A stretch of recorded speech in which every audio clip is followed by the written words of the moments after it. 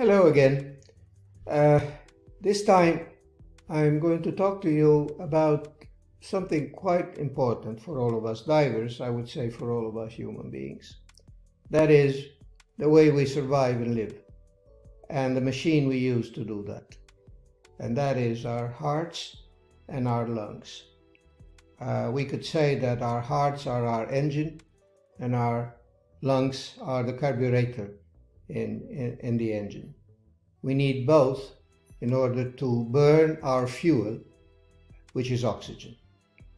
Without that, and without sufficient supply, we simply cannot function. And so we need to know a bit more about what kind of energy, what amount of fuel, what efficiency of motor and carburetor we need in order to perform efficiently underwater. So enjoy the presentation. We're going to talk about our hearts, and we have to take good care about our heart and how to make it function at best.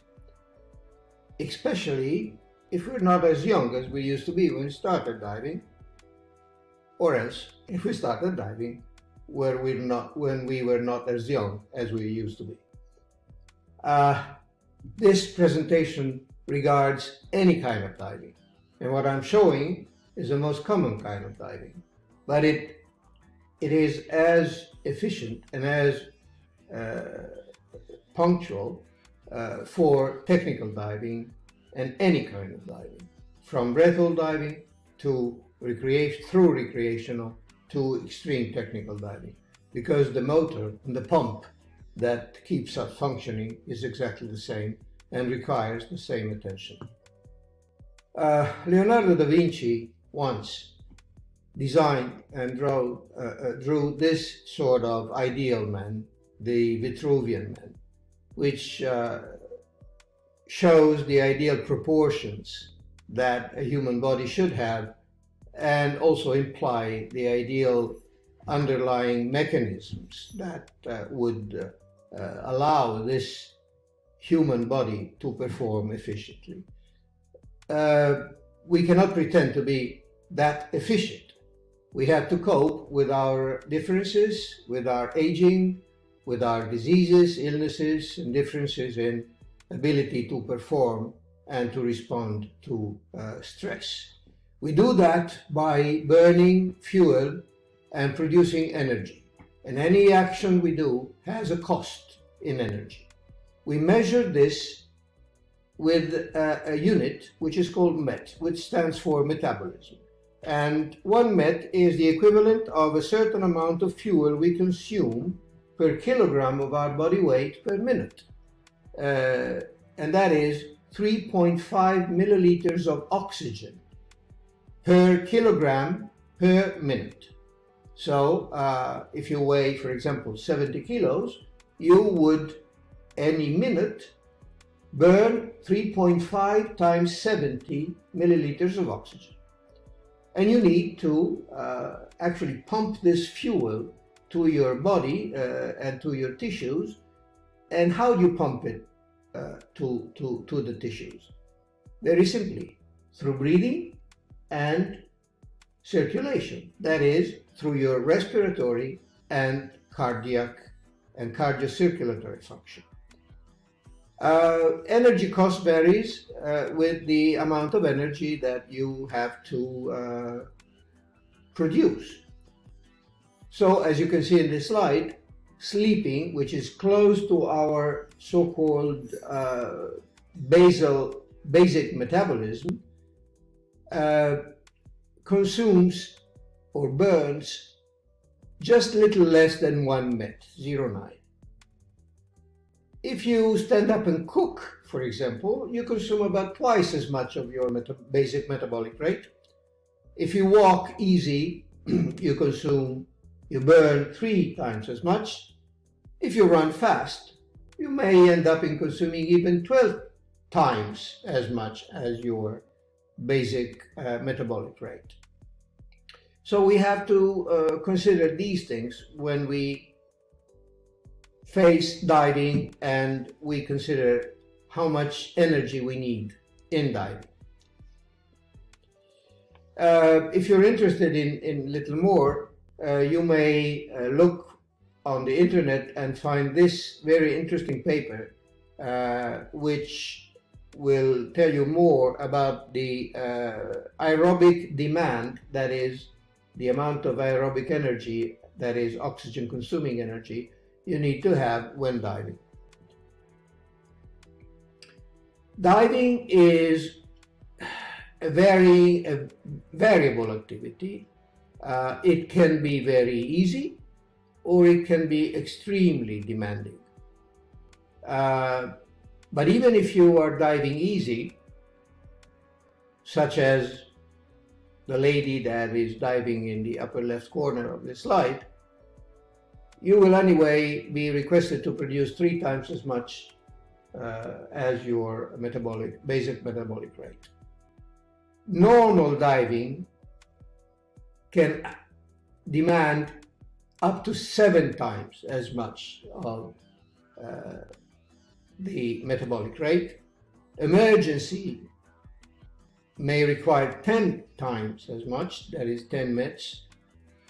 And if you swim fast, such as keeping a speed of 1.3 knots, that is 1.3 nautical miles per hour, you may be required to be able to produce as much as 13 METs, that is 13 times your basic metabolic rate. To give you an example, this is the requirement to be admitted to a Navy SEAL course. If we want to say what is the average energy cost of scuba diving, we could say that it can require between 3 and 10 METs. So in order to perform efficiently, a diver should be able to produce energy from 3 times to 10 times as much as his or her basic metabolic rate, which is not little, because in order to do so, you may be in need to burn up to 35 milliliters per minute per kilogram of oxygen, which is very close to athletic performance.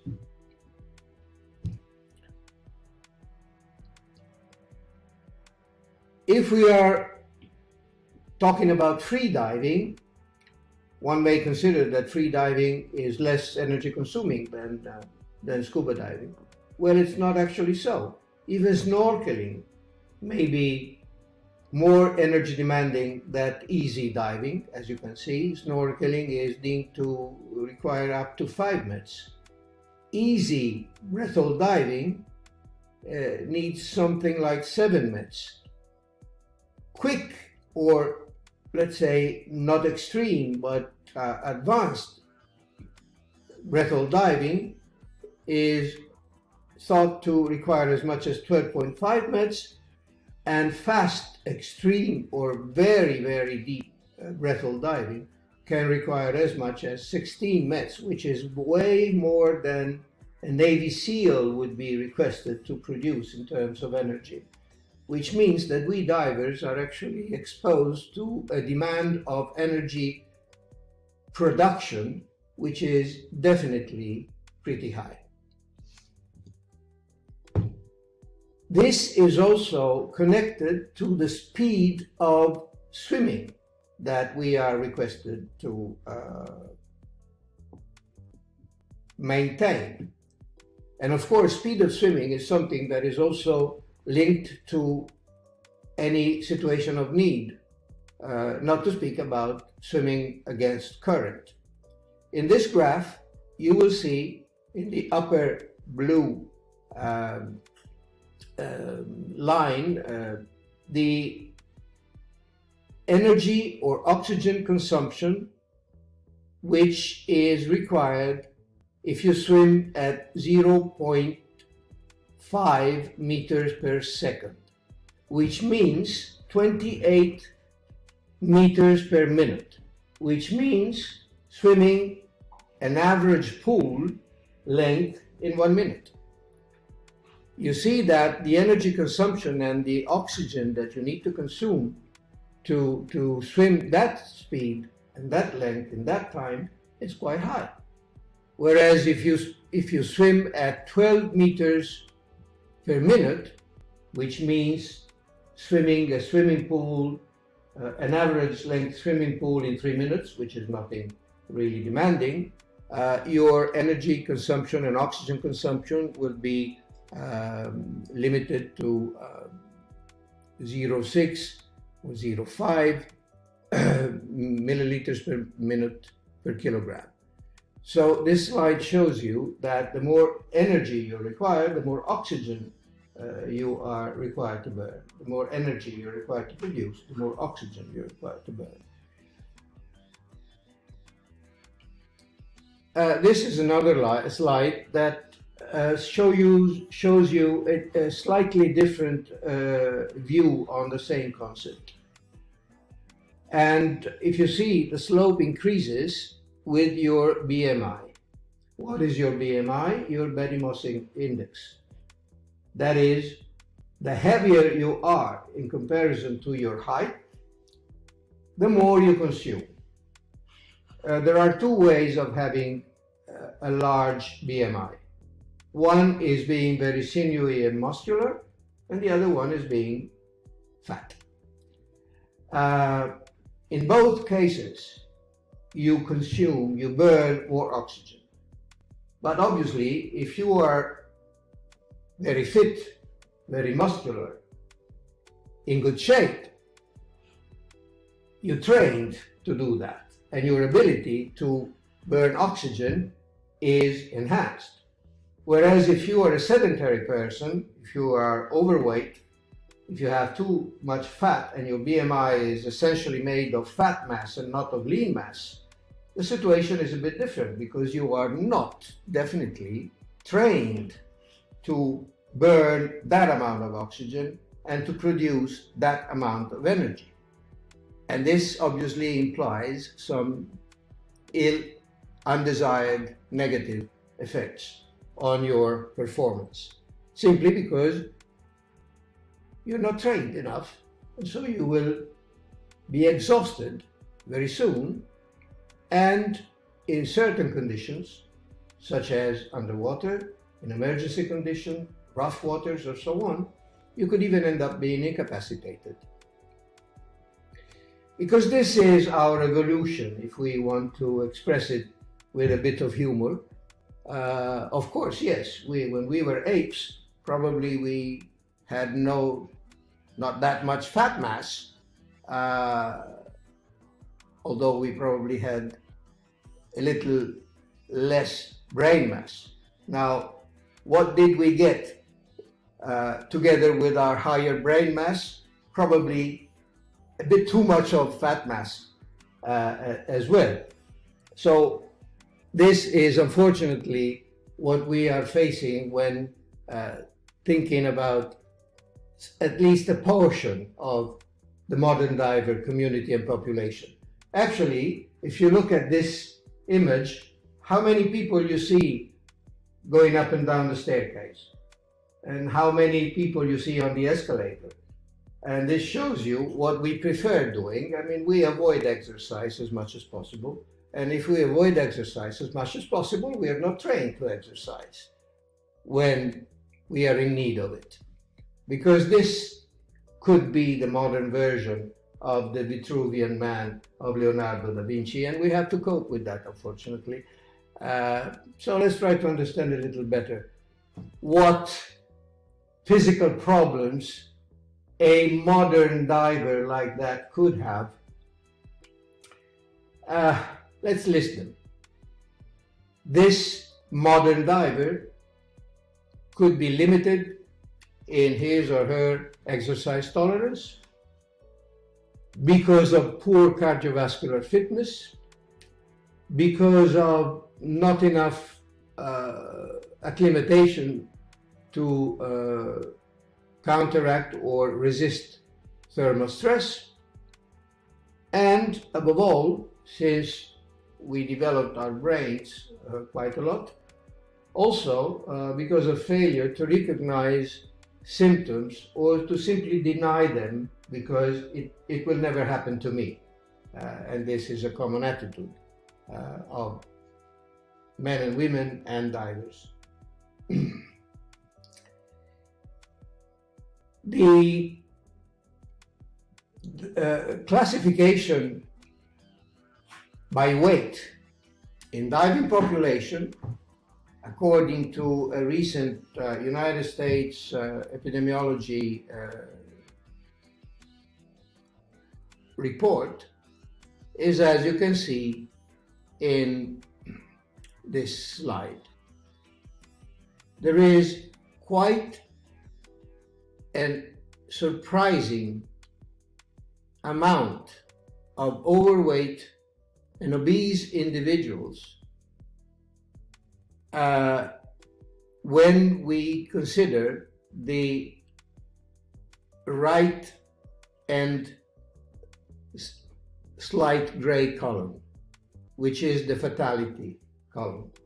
As you can see, both injuries, diving injuries and fatalities, have a significant correlation with being overweight or obese, as opposed to what you see in underweight or normal weight population, which means that having a wrong BMI, and when I say wrong BMI, I mean a body mass index which is linked to fat mass and not to lean mass, is definitely unfavorable when considering the safety of diving and the rate and the occurrence and the probability of injuries or for heaven's sake, no, fatalities. This is confirmed by this other slide, where fatality rate is related to body mass index, but you can see exactly the same figures, whereby overweight, obese, and morbidly obese individuals are definitely more involved in fatal accidents in diving than healthy individuals.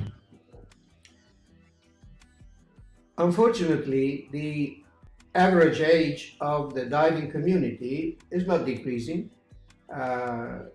We are a relatively old community, where the average age of males is in the surrounding of 46 years and the average age of females is in the surrounding of 43 years. Being that age, we are subject, unfortunately, to the normal disease conditions that are typical of aging humans. And we have to take that into consideration when we think about diving, because diving exposes us to an unfriendly environment, an environment which is definitely not compatible with human life unless humans take certain measures and adopt certain preventative behaviors and measures, so to be in the condition to respond adequately to the challenges that this extraordinary environment imposes on us. Now, the following slides will show you something that apparently is unrelated, but eventually it is. Why do I speak about hydrophobicity and show you this funny slide? Isn't it ironic that we speak about hydrophobicity about divers who actually look for water, want water, wish water, desire water, would like to live in water, would like to breathe water? So why should we call them hydrophobic? Why should we speak about hydrophobicity? Well, actually, hydrophobicity is something that has to do with bubbles. Now look at this. This is something that was given to me by a colleague, a very highly esteemed colleague, Ran Ariely from the Israeli Diving Medicine Institute. And this is a film, actually a wafer, hydrophobic, which means that it repels water. This wafer has been exposed to pressure and then decompressed. Exposed to pressure with, of course, in contact with air and water. And when decompressed, this wafer developed on its surface a lot of bubbles, as you can see. This is a hydrophobic wafer. And it produced those many bubbles. As you can see, very clear, very round, and detaching from the surface of the wafer. In this other slide, you see a center wafer, the black one in the center without all the bright spots, which is a hydrophilic wafer. And this one, exposed to the same pressure differential, did not produce any bubble. Why is this important? Because we are actually exposed to produce hydrophobic spots in our arteries, capillaries, blood vessels. Actually on the endothelium, which is the inner layer of our blood vessels. These hydrophobic spots can facilitate the formation of gas nuclei, gas bubbles, when exposed to pressure differential. These hydrophobic spots increase with age. You may call it atherosclerosis if you want. And these hydrophobic spots are actually bubble nests.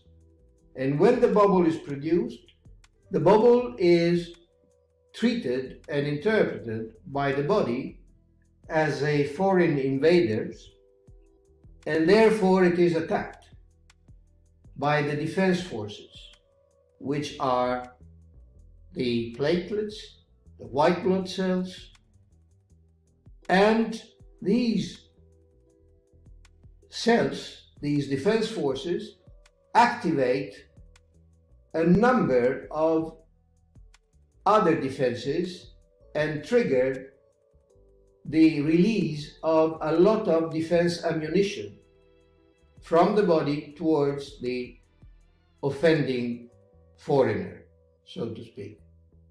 Unfortunately, these instruments are thought as instruments to defend the body against microbes, for example, viruses or so on. But they don't do much against an inner gas bubble. On the contrary, they can do damage on the surrounding tissue. So it's some sort of friendly fire that we trigger when we produce many bubbles. And this is also one of the reasons why we are very careful about what happens to aging divers, because we had this unfortunate occurrence when growing older, which is the very likely production of more and more hydrophobic spots in our circulatory system. In fact, out of the epidemiologic study of over 40,000 dives that we produced 3 years ago, we could see that there is a significant correlation between bubble production at equal exposure and age, and there is also a significant correlation between bubble production and fat mass, to go back to when I was speaking of BMI, but the fat mass BMI and not the lean mass BMI. So being old and being overweight is definitely not favorable in terms of protection from bubble production. The same correlation applies not only when considering the number of bubbles seen and the BMI and the fat mass in healthy diving, in the healthy diving population, but also when we compare the injured diving population, that is those who suffered decompression illness. And even in that population, the age and the fat mass have a higher incidence with respect to younger ages and leaner divers. This is paralleled in normal general medicine by the increase of cardiovascular diseases, CVD, with age. So as you can see, there is nothing strange. I mean, if we consider that decompression illness is a disease produced by bubbles, if the bubbles have an impact on the cardiovascular system, and at the end of the day are considerable as an inflammatory and tisular disease, it's no surprise that there is a parallelism between age, DCS, and cardiovascular diseases. They are based on very similar platforms. In actual fact, if we consider, it's not nice to speak about that, but if we consider how and when and how many divers die, we will see that 50% of fatalities are in the 40 to 60 age group, and a very large proportion of these divers had some cardiac involvement and or symptoms related to a cardiac problem before the dive. And many of them were unexperienced, so they were not ready enough to face the extraordinary environment. Actually, 88% of these divers died on the first dive of their series. So we here have a take-home message.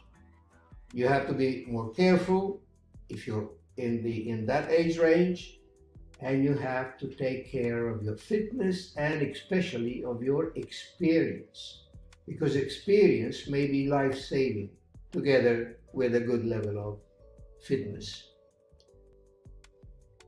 Obviously, it's not only the heart that matters, although it matters a lot. We have to be careful when considering the safety of diving about the healthy conditions of all the organs that are subject to pressure changes. Essentially, we are speaking about the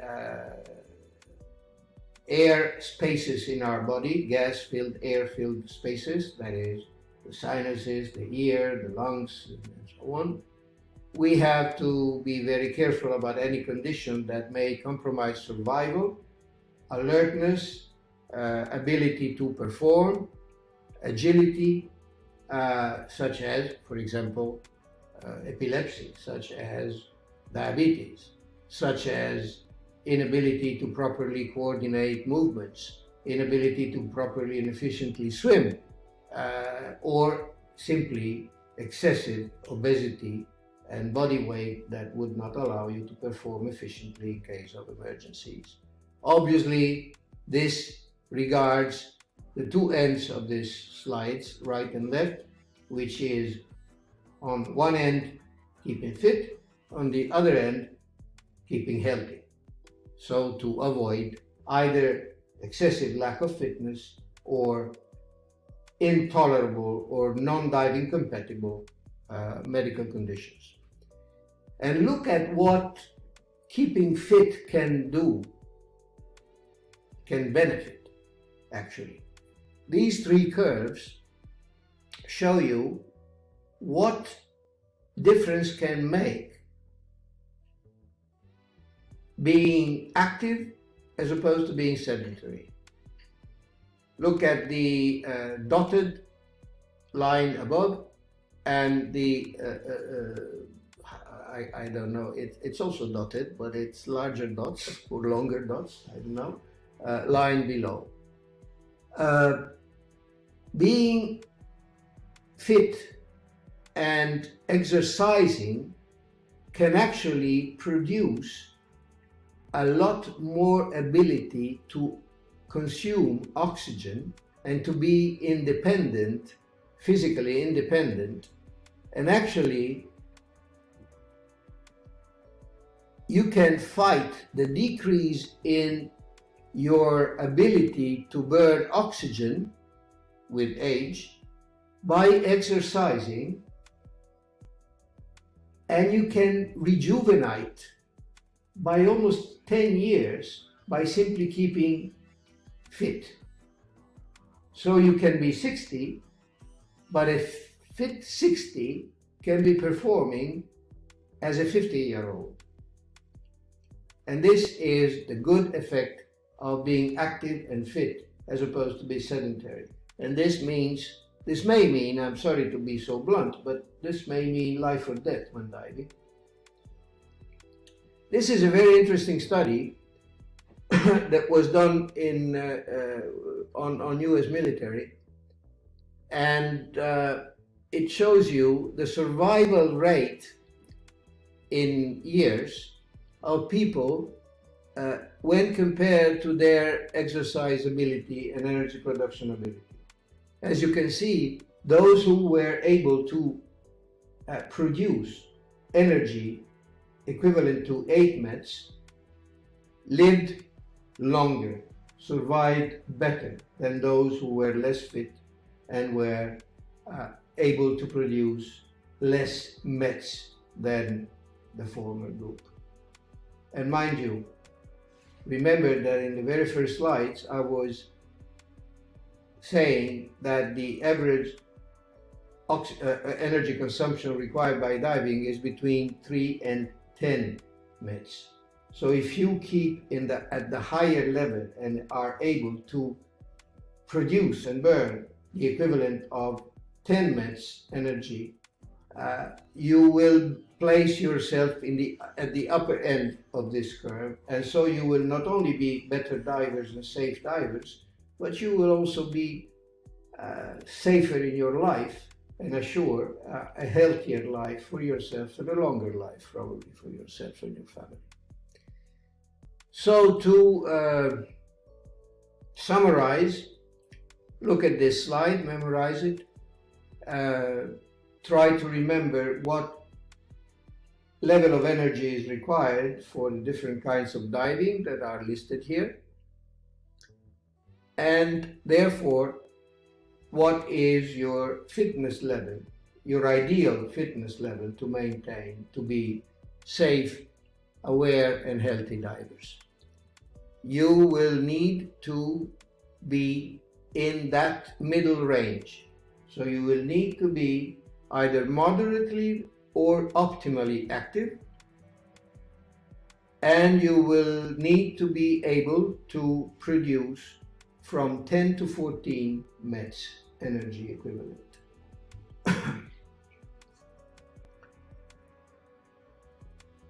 When coming to what we don't want to speak about, but we have to, that is, what are the most common recurrent factors in fatal accidents in diving, this slide is self-explanatory. Look at the three first factors, first columns on the left. Drowning. Well, drowning is clear. Drowning needs no explanation. We are in the water. That is the end result. If we lose control, if we lose consciousness, in the end, we drown. But look at the other two columns. What are the triggers for the eventual drowning? And you will see that the factors that have the most impact are cardiac and age-related factors. And this only confirms what I have been showing till now.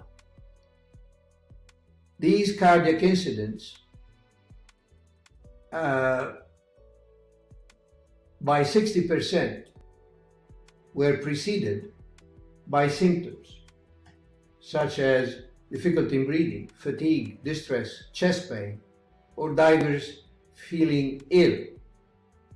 And actually, in 56% of these 156 cardiac incidents that led to diving-related fatalities, the autopsy report provided evidence of cardiovascular disease, even if not a myocardial infarction. And this should tell you something, that those hearts were too good to die. Those hearts were not prone to myocardial infarction. Those hearts were simply exposed to a stress that they were not trained to cope with. They were brought to run too fast for what they were trained to do. And this means that a large proportion of these fatalities could have been prevented by a wiser approach and a more aware approach by the divers themselves. This curve doesn't tell you other than what I have shown so far, that the fatality rates increases with the age of the divers. No surprise anymore. So, in conclusion, we have to say that fatalities are not so common in diving, fortunately. The most common causes are gas supply problems, and that's no surprise. Emergency ascent, and that's no surprise as well. But the third common cause is cardiac health issues, followed by other things that one may think are more frequent underwater, such as being entrapped or entangled or not being able to keep the buoyancy. That is that our goal for the future is to focus on cardiac health and fitness, and diving fitness matters. So to improve them as much as possible and to provide divers with the best advice possible in order to prevent and to educate the divers to prevent these causes of death. What are the modifiers that any diver could apply? Well, the first one is to undergo regular checkups and regular medical examinations to keep a good physical condition, to assure that his or her cardiovascular system and cardiopulmonary system is in good shape, to be mentally alert, which means also to avoid denial, because denial is one of the main dangers of diving, and to gain enough experience. We have seen that the most fatalities occurred in unexperienced divers on their very first dives. And considering the hydrophobicity, the bubbles, and all the other things that I showed you before, obviously adopting more conservative profiles which will reduce as much as possible the production or the likability of production of bubbles on ascent.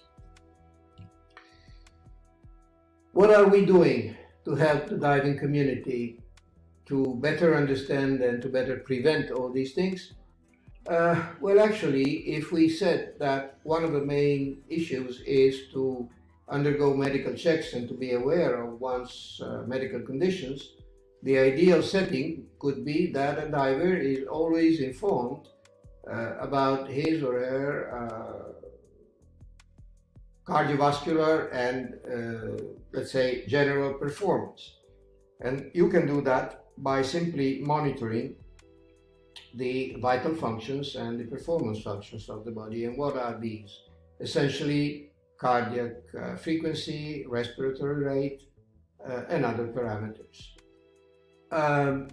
This can be done by telemedicine, and this is one of the most demanding and challenging research projects that Dan is involved in now, through a project that we call Avatar. In another presentation we will explain better what Avatar is, but essentially it's a very modern and advanced telemedicine and telemonitoring system that will allow the diver to both receive information about his or her own performance directly in real time underwater, and also be connected wirelessly through a central database, something which is now allowed to us by the modern use of the modern technology. As you can see, we are developing systems that will allow the diver to transmit data wirelessly through a receiving transducers on the surface, which will transmit data to a receiving alarm center or mission control on Earth, obviously on land, and will be able to also feed back the diver with real-time information about his or her own performance or problems, and at the same time trace the diver, geolocalize the diver, so that in case of emergency, the alarm center would exactly know where the diver is and what is happening to it, to the diver. This is done through with the use of intelligent wearables that will be integrated in the in the diver's equipment, wetsuit, dry suit, regulators, tanks, whatever. And this is a short video which shows you what the real thing is, because we are not thinking of science fiction or dreams or visions, but we are thinking of prototypes that are already working and have been working underwater, have allowed us to receive cardiorespiratory signals from divers as far as in diving 30 meters underwater in the Maldives, with signals received in Central Europe. What you are seeing here is just the prototype, but these will be soon developed into something wearable of a size slightly bigger than a dive computer that the diver will be able to actually take with him or her on every dive. We are very proud of this, and stay tuned, because you will soon hear something more about that.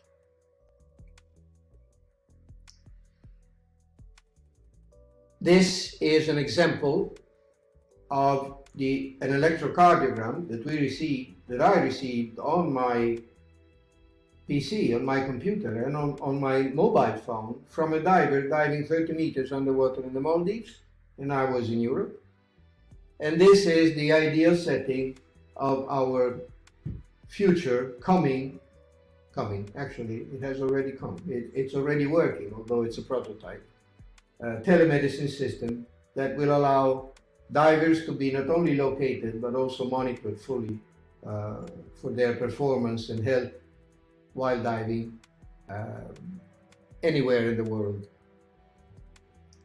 And this is also already partly integrated in the Dan app, because the Dan app already allows you to communicate your position by sending an emergency message to the emergency alarm center that will allow you not only to say and write what your needs are, but also to transmit your geolocation with exact coordinates. And very soon, even the telemedicine data will be integrated in this app, so you will be able, by using the Dan app, to be fully connected and if you wish, also real-time and continuously connected with the alarm center to be fully monitored. This way you will be, on one hand, safer, and on the other hand, you will contribute to our continuous collection of diving physiology data and to the enrichment of our diving database, which will, in the end, produce more knowledge and more safety for the diving population. Thank you for your attention.